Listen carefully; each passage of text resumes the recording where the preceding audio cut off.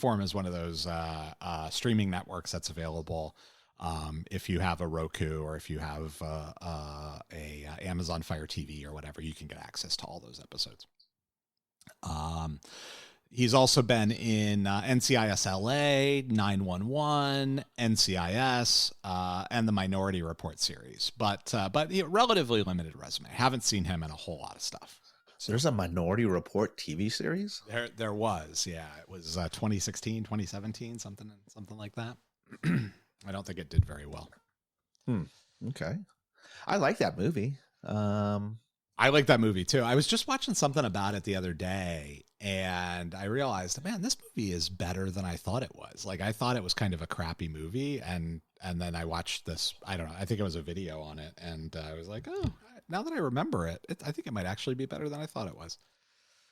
Oh, I thought it was great. I remember when it first came out, just because I don't know, I'm like all into the dystopian stuff. So yeah, like it's all downhill. I just want the cars. I just want the Hot Wheels track cars. That's right. I can just sit in the back. It'll take me to wherever I'm going. I'm all for it at 150 miles an hour or whatever. Let's do it. Yeah. Oh, you know how we were talking. Well, we talked off. We talk about the here in Las Vegas, and maybe do they have it in San Diego with the driverless cars? Like you can get to like Ubers and Lyfts. They have them in California. I know they're big in the Bay Area for Lyfts for sure. I think there's some Ubers, but I haven't ever seen one in San Diego. I'm sure we have some. I just haven't ever seen one. Yeah. Doug DeMuro lives here, and I don't ever see him. So I was like, you haven't? No, I probably have seen his. I mean, because I work right down where he shoots his videos. Like I could probably throw a rock and hit where that parking lot with the trees and the railroad tracks where he shoots his videos at. Oh yeah. And I've never seen him personally, but I've seen some very, very nice cars that are very unusual. And so I've always kind of assumed that maybe that's what I'm seeing is him. The problem is that there's a body shop down there that's very well known in San Diego for being the body shop for kind of elite vehicles. So they could be vehicles going there too, or them driving vehicles after a repair or whatever. So yeah. So, but now that I know that, I don't know if you saw his most recent video, but he sold part of his business, and he bought himself a Carrera GT. Oh, yeah. That's one of those death trap cars. Like it's all like it's super fast, but like no, like it doesn't have like stability control or any of that stuff. Yeah, no. They basically they took an F1 engine and just dumped it into a road car. They're like, here we go, let's do it. How much did he say how much he paid for it? Because those are like collectibles, I believe. They are. Yeah, no. They one just sold on Bring a Trailer last month. Or in December, rather, for 1.9. Yeah, they don't sell for under $1 million. So I'm guessing it's silver. It's got less than 10,000 miles on it. I'm guessing he paid between 1.5 and 1.7 for it. I used to see like exotic cars like a lot in I see them a lot out here, but in San Diego, I would see a lot of them. Like, I always wonder who these people are. Like the same people. I always wonder about the people who, because like I see houses listed here for like $13 million or whatever all the time too. And I'm like, I do pretty okay. Like I do just fine at work, but I'm not buying any of that. Like who are these? Like there aren't that many CEOs. Who are these people buying these houses? Well, they could be. It's just not their primary residence, or like. Could be that. That's or, a good point. Although they're like right in the middle. It's not like they're on the beach or whatever. They're like in the middle of like developments or in the middle of Rancho Santa Fe or whatever. So, but you have does Mitt Romney, because I like goofing on him. Yeah. But does Mitt Romney still have his place in? Oh yeah. They just did. They I think they started like a huge like a gutting remodel on it like back in 2019 or something. So I think that got finished over the pandemic, and it's done now. But right there at the shores. Yeah. Yeah. Right. Yeah. I wonder how much money he spent on that. I don't know, but I mean, the guy who won the lottery has more money than Mitt Romney does. So that guy won whatever 750 million yesterday. Yeah. That's not a bad score, huh? No. I think even after the cash and taxes, you take home about 300. That's pretty good. Yeah. Speaking of, actually, I just found this out. I guess Mark Wahlberg has moved from California out here to Las Vegas. Oh, really? Yeah. Huh. He left LA and he moved out here. I think he lives next to Nicolas Cage. Oh yeah. No, I'm kidding about that. Mike Tyson, Nicolas Cage, right next to each other. Let's what other crazy people do we have out there? Okay, I got one for you. Okay, yeah. So I'm driving along. I'm sitting at this intersection, at a four-way intersection, right? Mm-hmm. And a Mercedes G-Wagon pulls up. I'm making a left-hand turn on the opposite left-hand, so across from me, making a left-hand turn. Okay, he's in a G-Wagon, and he has this orange hair. And you just like, and a scary face, and his Carrot Top was like sitting right across. Hilarious. Yeah, I would imagine you occasionally see Carrot Top around town in Vegas. Yeah. It was just so random because he had his hair like Sideshow Bob like out, and he has that face that just looks like it's a clown, but he's like the scary clown. Yes. Yeah, well, we were talking about the too much plastic surgery before before I hit record. We were talking about Madonna, and that's the same thing there, right? Yeah. He's still jacked up though. He's just still like I don't know if he's steroids or whatever. Sure. But yeah, he's just like guys do. Or the cocaine or something. You got to get energy to go lift. Yeah, but it was just 1,500 milligrams of caffeine or whatever. I just think it's funny that he's driving around with his orange hair, like, and it's not like if I recall, like I think the windows, like except for the front, was like tinted. So like all the windows except for the front, so it's just me and him like looking at each other. You know what? I think Carrot Top gets a bad rap. He's funny. I do too. He's very funny, and prop comedy doesn't get what it doesn't get respect. Deserves. He's very, very funny, and I know he works very, very hard on that act, and I'm glad for him. I mean, the guy's been in residency in Vegas now for like 15 years. And probably almost as long as like not Siegfried and Roy, but the other guys, the Magician Penn and Teller. Yeah, I mean those guys have been around. That sounds about right. Yeah, I mean So he's done very well for himself out there, I think. So yeah.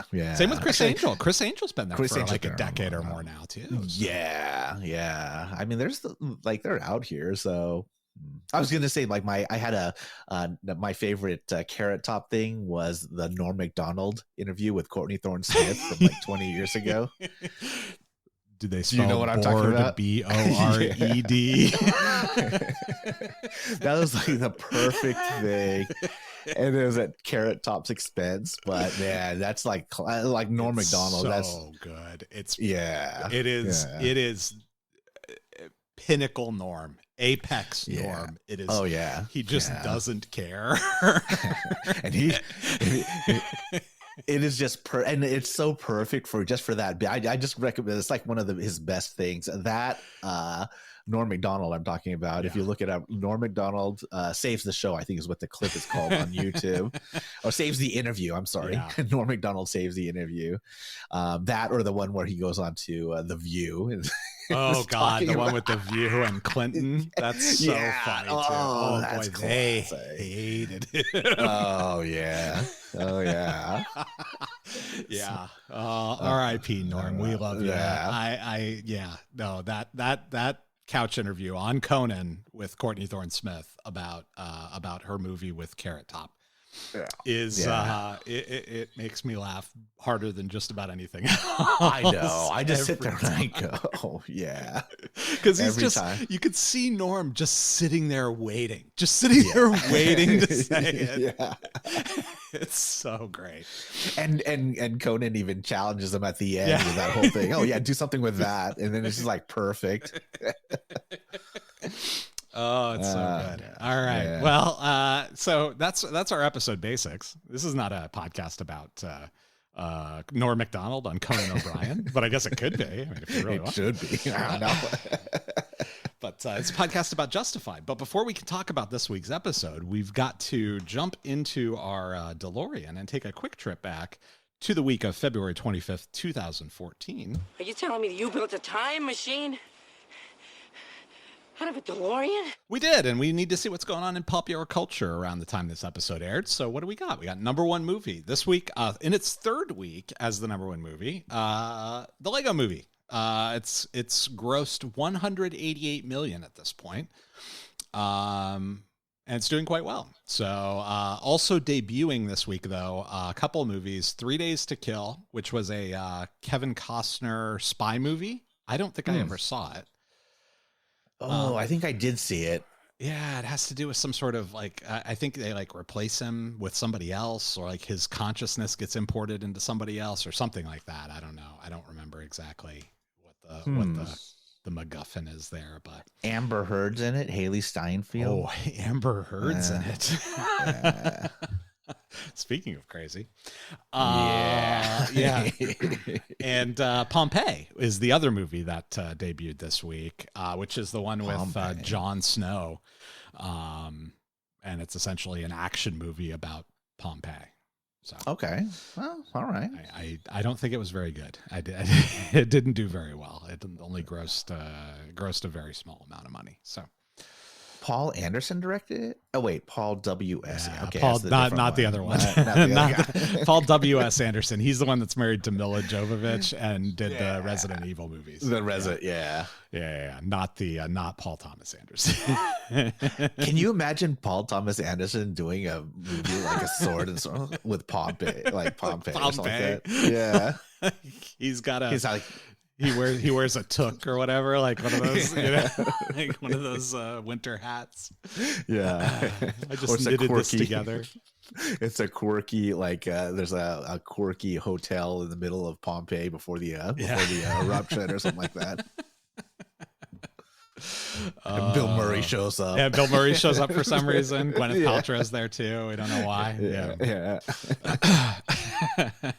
Yeah. And then as far as music goes, so our number one top 40 hit is again this week, Katy Perry with Dark Horse.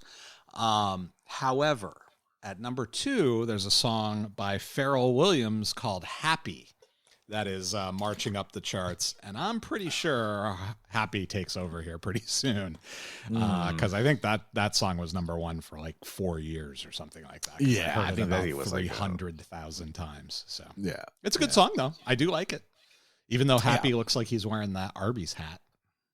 Pharrell Williams rather looks like he's wearing that Arby's hat. Was it like one of those Yogi Bear hats, like the Ranger hat? No, it was like floppy, like the Arby's one. Like it was taller on top than like than Ranger Smith's hat. Oh, okay. Or I thought so. Oh, this is like that, almost like the hat that Raylan has in like later on, kinda, maybe. Yeah, like, when he loses the black one. Yeah, a little bit. It's bigger on top. I think it's taller than the Stetson or the cowboy hat that they wear. Yeah. But anyway, and then of course our Florida man story for the week of February 25th. This one, Florida man 36 assaulted teen relative with Taco Bell burrito. So it's a little confusing to follow the relationships in this story. But a Florida man's facing a misdemeanor charge after allegedly battering a teenage relative with a Taco Bell burrito. Police allege that Eric Brown, 36, smashed the 16-year-old boy in the face with the burrito during a February 15th domestic dispute at a Port St. Lucie residence. The victim told cops he was having a verbal altercation. So this is the teenager. Said he was having a verbal altercation with his mother and Brown, the man who hit him with the burrito, who is his brother-in-law. So I'm confused, like really confused. God. Because this 16-year-old boy, this man is in a relationship with his mother, but he also is his brother-in-law. It's right? It's weird. I guess maybe he's married to to this guy's sister. Yeah, Maybe that's what it is. It's like in Chinatown. That remember the movie